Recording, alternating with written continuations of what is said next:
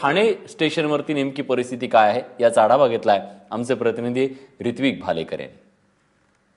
आज भल्या पहाटे मध्य रेल्वेच्या बदलापूर स्थानकावरती प्रवाशांच्या संतापाचा कडेलोट पाहायला मिळाला। कारण 5:05 वाजता येणारी जी लोकल आहे सीएसटी ते कर्जत ही तब्बल अर्धा तास उशिराने आली आणि त्यानंतर लोकांच्या संतापाचा कडेलोट झाला। प्रवासी जे आहेत हे रेल्वे ट्रॅकवरती उतरून यांनी रेल रोको केला आणि आता तब्बल 2.5 तास झालेले आहेत। पूर्णपणे जे आहे बदलापूरला रेल्वे वाहतूक ठप्प झालेली आहे। सध्या आपण ठाणे स्टेशनला आहोत आणि आपण पाहत आहोत की याचा परिणाम काय झालेला आहे सेंट्रल रेल्वेच्या वाहतुकीवरती। सध्या अंबरनाथ ते बदलापूर यामध्ये रेल वाहतूक अप आणि डाऊन स्लो असेल किंवा फास्ट असेल पूर्णपणे प्रभावित झालेली आहे। याचा परिणाम आपल्याला बघायला मिळतोय।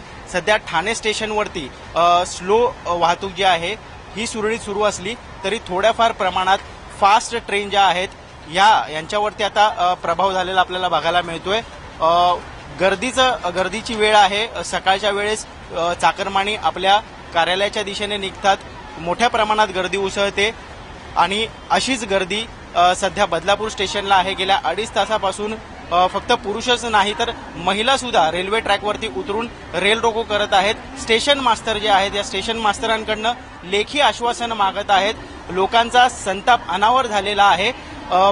भिवपुरी स्टेशन जे आहे या ठिकाणी सिग्नल यंत्रणेत बिघाड झाल्यामुळे ही रेल्वे वाहतूक जी आहे ही धीम्या गतीने सुरू होती आणि त्यामुळेच ट्रेन उशिराने आल्या असं रेल्वे प्रशासनाकडनं सांगण्यात येत असलं तरी सध्या आपण बघू शकतो भल्या पहाटे सकाळच्या वेळेस या रेल्वे प्रवासी जे आहेत मुंबईकर जे आहेत यांना नाहक त्रास झालेला आहे या सगळ्या गोष्टींचा आणि वारंवार या गोष्टी घडत असल्यामुळेच आज ह्या संतापाचा कडेलोट आपल्याला होताना बघायला मिळालेला आहे। सध्या ठाणे स्टेशनवरती आपण बघू शकतो जी सीएसटीच्या दिशेने वाहतूक आहे ही सुरळीत आहे आणि त्याच पद्धतीने जे डाऊन लोकल आहेत ह्या सुद्धा स्लो ट्रॅकवरती सुरळीत आहेत।